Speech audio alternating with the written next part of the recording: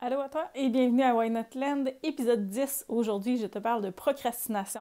Donc, pourquoi on le fait, comment on arrête de faire ça en activité physique, en santé et en matière de temps pour soi. Donc, c'est ce qu'on va regarder ensemble. En fait, procrastiner, c'est remettre à plus tard ce qu'on peut faire tout de suite. Et quand ça touche le temps pour nous, souvent on va reléguer à plus tard. On va relayer à plus tard, il y a des urgences, il y a des imprévus, ah c'est pas grave, mon entraînement, je vais le sauter. Finalement, j'ai pas le temps de me faire à manger, je vais manger de la scrap sur le pouce parce que j'ai pas eu le temps de me préparer à manger. Santé. Et il y a plein de situations comme ça où on va mettre de côté ce qu'on avait prévu de faire, notre entraînement, mieux manger, commencer à s'entraîner, commencer un nouveau programme, commencer à prendre plus de temps pour soi, commencer à aller marcher dehors tous les jours, etc. Donc, on a tendance à se torser constamment. Puis on a tendance à dire « Ah, ben je vais commencer au printemps pour être en forme pour l'été. Ah, ben je vais commencer lundi prochain. Mais finalement, ah non, c'est Super Bowl en fin de semaine, je vais en profiter. Fait que ça sera pas cette semaine finalement, je vais attendre la semaine prochaine. Puis là, la semaine prochaine, après ça, on se rend que c'est la relâche, je sais pas, qu'il y a d'autres circonstances. Bref, on se trouve toujours des excuses pour pas commencer. Et ça fait en sorte qu'on néglige notre santé trop longtemps, puis on attend que ça pète et que ça explose avant de se prendre en main. C'est souvent le cas, les gens attendent d'être en burn-out, en dépression, d'être en mononucléose, d'avoir attrapé la COVID longue, etc. pour prendre soin d'eux, alors que ça devrait être normal de le faire tous les jours. Donc, c'est ce que je vais t'aider à faire en arrêtant de procrastiner. Mais comment on fait pour arrêter de procrastiner? C'est d'arrêter de voir ça gros, d'arrêter de voir ça compliqué, d'arrêter de voir ça comme une montagne, d'arrêter de voir ça compliqué, parce qu'on a tendance à penser que, bon, ben là, je m'entraîne, je mange bien, je fais attention, que c'est un package complet, très complexe et qui demande beaucoup d'énergie, de temps et d'effort, alors que ça n'a pas besoin d'être ça. Ça peut être un geste, une chose simple, comme je vous ai expliqué dans le podcast la semaine passée, mais plus le plan est simple, plus ça va être facile de passer à l'action et de faire les premiers pas. Fait qu'arrêtez de vous faire des plans trop compliqués, trop élaborés, trop énergivores, trop exigeants.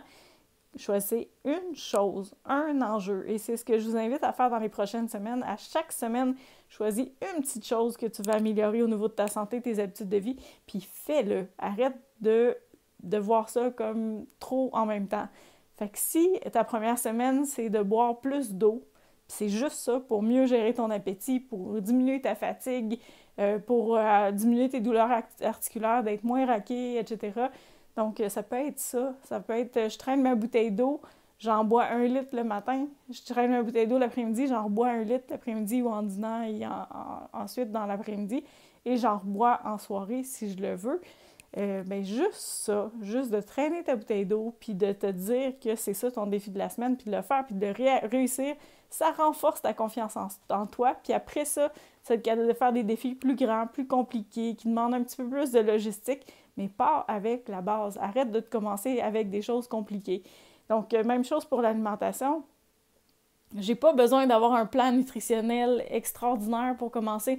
J'ai pas besoin nécessairement de faire mon journal alimentaire, de calculer mes calories, mes portions, mes ci, mes ça, puis que ce soit lourd et laborieux. Est-ce que ça peut être simple? Est-ce que je peux dire, OK, ben cette semaine, je vais substituer mes desserts par des petits fruits ou quelque chose de plus santé, comme dessert, comme collation.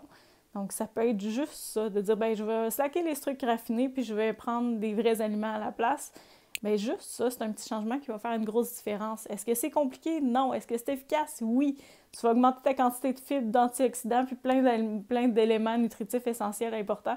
Donc, c'est pas compliqué.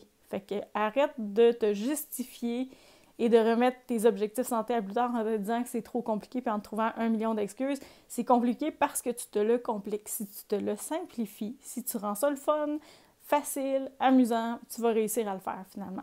Fait que c'est ce que je te demande de faire. Quand tu as envie de procrastiner, identifie tes fausses excuses, transforme ça en levier comme on a parlé dans les podcasts précédents, puis après ça, passe à l'action.